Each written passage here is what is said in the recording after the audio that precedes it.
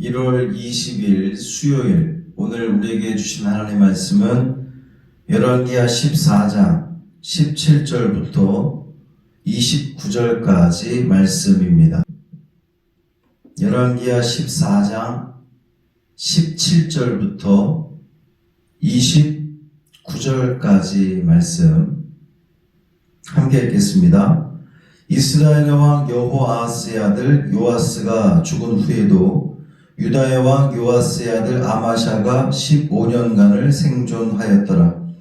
아마샤의 남은 행적은 유다 왕 역대지략에 기록되지 아니하였느냐? 예루살렘에서 무리가 그를 반역한 고로 그가 라깃으로 도망하였더니 반역한 무리가 사람을 라깃으로 따라 보내 그를 거기서 죽이게 하고 그 시체를 말에 실어다가 예루살렘에서 그의 조상들과 함께 다윗성에 장사하니라. 유다 온 백성이 아사랴를 그의 아버지 암마샤를 대신하여 왕으로 삼으니 그때에 그의 나이가 16세라. 아마샤가 그의 조상들과 함께 잔 후에 아사랴가 엘랏을 건축하여 유다에 복귀시켰더라. 유다의 왕 요아스의 아들 아마샤 제15년에 이스라엘의 왕 요아스의 아들 여로보암이 사마리아에서 왕이 되어 41년간 다스렸으며 여호와 보시기에 악을 행하여 이스라엘에게 범죄하게 한 느밧의 아들 여로보암의 모든 죄에서 떠나지 아니하였느냐. 이스라엘의 하나님 여호와께서 그의 종 가드 헤벨 아미떼의 아들 선지자 요나를 통하여 하신 말씀과 같이 여로보암이 이스라엘 영토를 회복하되 하맛 어귀에서부터 아라바 바다까지 하였으니 이는 여호와께서 이스라엘의 고난이 심하여 매인 자도 없고 노인 자도 없고 이스라엘을 도울 자도 없음을 보셨고 여호와께서 또 이스라엘의 이름을 천하에서 없이 하겠다고도 아니하셨으므로 요아스의 아들 여로보암의 손으로 구원하심이었더라. 여로보암의 남은 사적과 모든 행한 일과 쌓은 업적과 다메섹을 회복한 일과 이전에 유다에 속하였던 하맛을 이스라엘에 돌린 일은 이스라엘 왕 역대지략에 기록되지 아니하였느냐. 여로보암이 그의 조상 이스라엘 왕들과 함께 자고 그의 아들 스가랴가 대신하여 왕이 되니라. 아멘. 이 말씀 하나님 말씀입니다. 오늘도 우리에게 생명 주신, 호흡을 주신 그 하나님을 찬양하는 참으로 복된 하루가 되기를 주님의 이름으로 축원합니다. 유다 왕 아마샤가 이스라엘에게 이제 한판 붙자 이렇게 싸움을 걸었다가 결국 패하게 되고 본인도 이제 포로로 잡혀가게 됩니다. 그리고 이제 예루살렘 성은 함락이 되고요.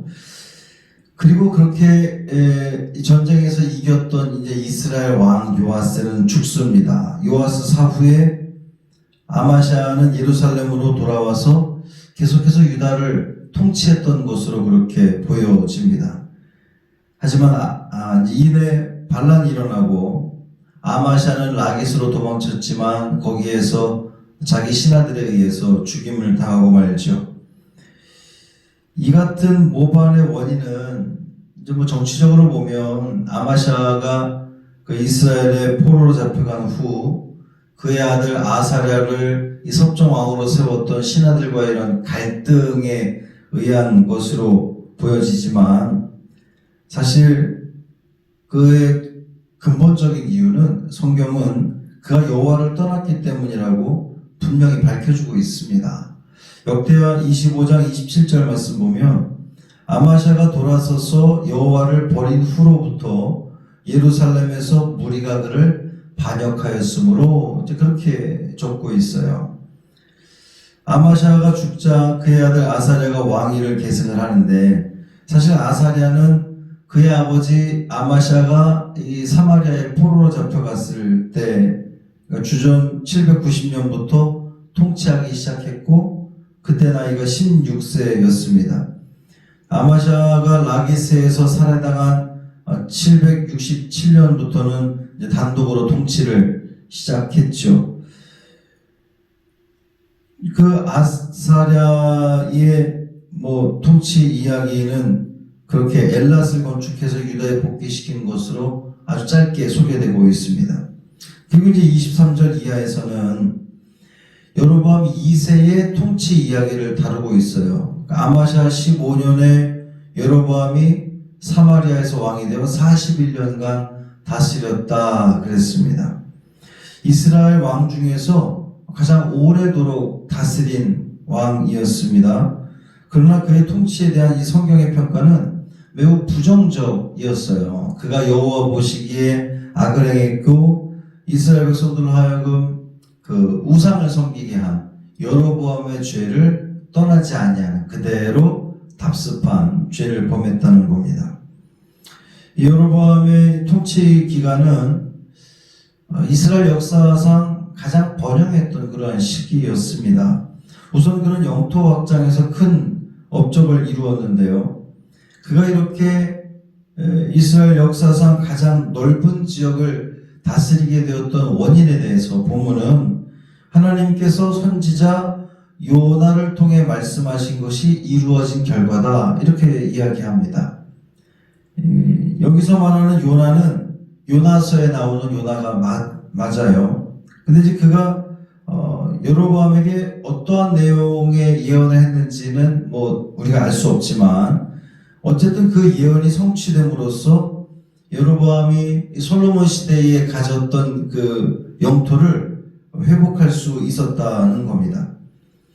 여로보암의 통치하에서 이룩한 이 이스라엘의 번영의 원인이 무엇이냐? 26, 27절을 보면 알 수 있어요. 이는 여호와께서 이스라엘의 고난이 심하여 매인자도 없고 노인자도 없고 이스라엘을 도울 자도 없음을 보셨고 또 여호와께서 이스라엘의 이름을 천하에서 없이 하겠다고도 아니하셨으므로 요아스의 아들 여로보암의 손으로 구원하심이었더라 그랬습니다.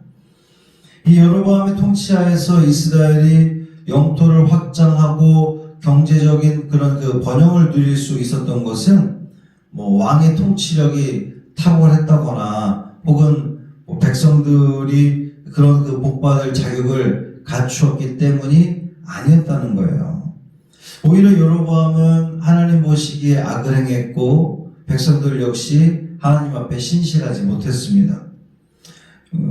그들이 행한 대로 하자면 그들은 큰 고난을 받아 마땅했는데 하나님께서는 당신의 백성을 불쌍히 여기셨고 그래서 다시금 돌이킬 기회를 주셨다는 거예요. 그것을 이제 본문에서는 두 가지로 말하고 있는데 첫째, 여호와께서 이스라엘의 고난과 그들을 도울 자가 없음을 보셨기 때문입니다. 고난이 심하여 매인자도 없고 노인자도 없다는 이 말은 모든 계층, 그러니까 자유인이나 노예들이나 다 한 가지로 고난 가운데 처해 있어서 그들을 도울 자가 전혀 없을 만큼의 아주 비참한 그런 처지에 놓여 있었음을, 그리고 그것을 하나님께서는 헤아리셨음을 말하는 겁니다. 그들은 아람의 계속적인 압제로 극심한 고난을 겪고 있었는데 하나님이 그것을 긍휼히 여기셨다는 거예요. 두 번째로 하나님께서 이스라엘의 이름을 천하에서 없이 하겠다고도 아니하셨다. 이 말은요, 그들의 조상들과 언약하신 바에 대한 하나님께서 신실하셨다는 의미예요. 그들은 자신들의 주님이신 하나님을 잊고 우상 숭배에 빠져 있었지만 하나님께서는 그 언약을 잊지 않으시고 그들에게 긍휼을 베푸셨다라는 거예요. 그리고 이제 마지막 28, 29절은 여로보암의 업적과 죽음을 기록하고 있습니다. 여로보암이 오랫동안 통치를 하면서 많은 업적을 이룰 수 있었던 것은 그가 왕으로서, 통치자로서 어떤 그 인간적인 능력, 또 정치적인 상황, 이런 것이 복합적으로 얽혀 있었기, 그런 그 좋은 것 쪽으로 작용한 결과라고 보여지지만 사실 근본적인 이유는 그들이 잘해서가 아니라, 주변 상황들이 좋아져서가 아니라 하나님께서 그들을 긍휼히 여기시고 하나님의 성실하심으로 그들을 돌보셨기 때문에 가능했다라는 거예요.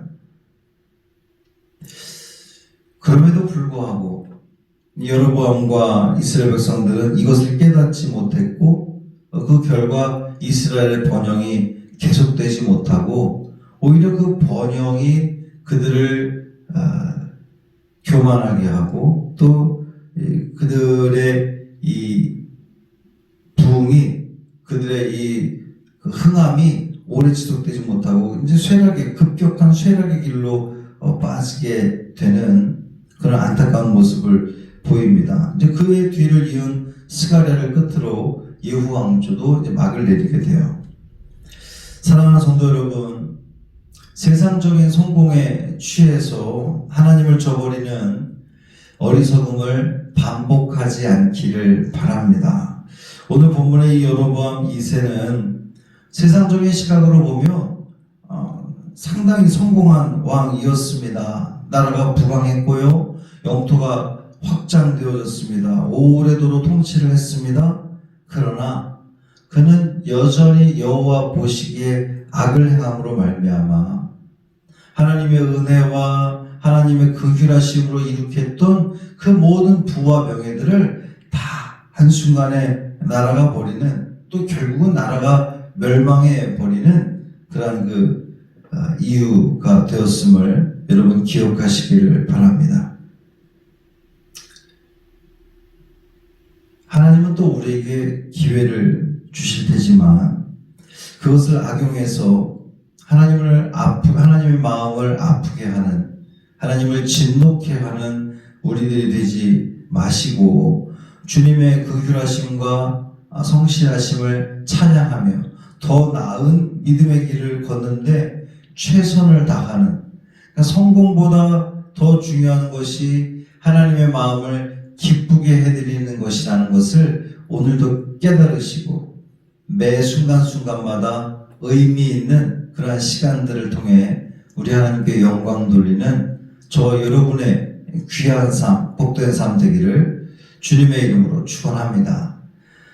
할렐루야. 살아계신 아버지 하나님 고맙습니다. 오늘도 말씀으로 이 하루를 시작합니다. 하나님, 우리를 붙들어 주옵시고 하나님 앞에 정직한 삶, 온전한 삶을 살아가는 우리가 되게 하여 주옵소서. 세상적인 성공에 취하지 않게 하시고 그 모든 것들 다 하나님께서 베풀어 주신 은혜와 자비하심과 긍휼하심이었음을 깨닫게 하시고 잊지 말게 하시고 언제나 주님 앞에 감사하며 머리 숙여 감사하며 또 늘 겸손할 수 있는 우리 믿음의 성도들 되게 하여 주옵소서. 우리 사랑하는 성도들의 삶을 붙들어 주시고 육신의 질병을 가지고 있는 성도들, 또 사업의 어려움을 겪고 있는 모든 성도들 붙들어 주셔서 하나님의 보호하심과 하나님의 긍휼하심이 그들의 그 모든 어려움을 이기게 하시고 승리케 하여 주시옵소서. 그래서 이 모든 일들을 통하여 우리 하나님께 더욱더 찬양하며 영광 돌리며 기쁨 드리는 우리 믿음의 성도들 되게 하여 주옵소서. 이 하루를 온전히 주님께 맡기기를 원하며 우리 주 예수 그리스도의 이름으로 간절히 축복하며 기도합니다. 아멘.